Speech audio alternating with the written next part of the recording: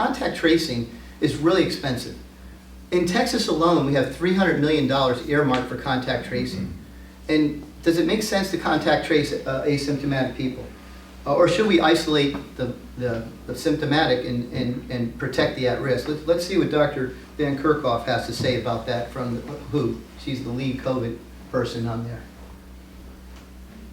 What we really want to be focused on is following the symptomatic cases.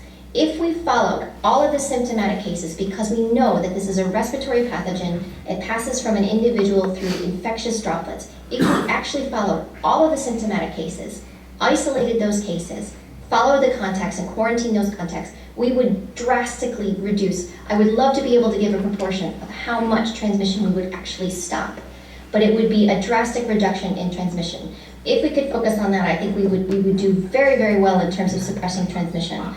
But from the data we have, it still seems to be rare that an asymptomatic person actually transmits onward to a secondary individual. So, you heard it again. Asymptomatic people rarely transmit the disease. Okay, we were taught that in medical school. It's never changed. Does somebody think that there's one virus, a brand new virus, all of a sudden changed the whole thing? And actually, you've heard it now from two people that are basically considered leaders in this area. That this is the way it is the way it is for this disease, this is the way it's always been.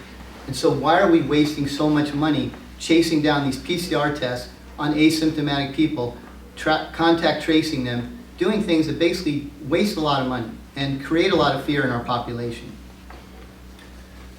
So let's think about whether or not, let's slide.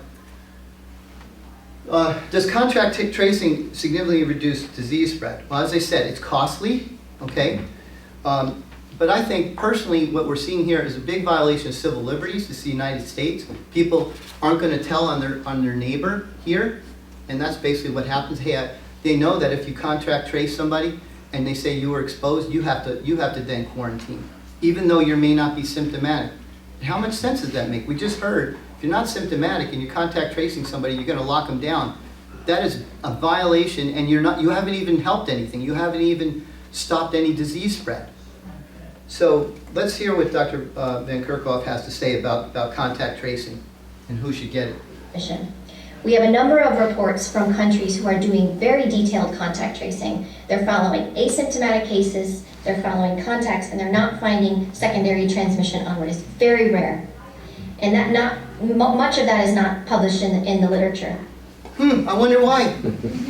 Why didn't it get published? Why didn't it get published? That's big news. We shouldn't be doing this. They still haven't published it. This is months ago. None of that's published. And it's still true. So what we're seeing is that these contact tracing was designed more for like a norovirus outbreak or maybe a measles outbreak or potentially a polio vaccine gone bad or something. They were designed for small, isolated instances. That's what they were designed for, not for contact tracing the entire world. So that's a real silly thing to do.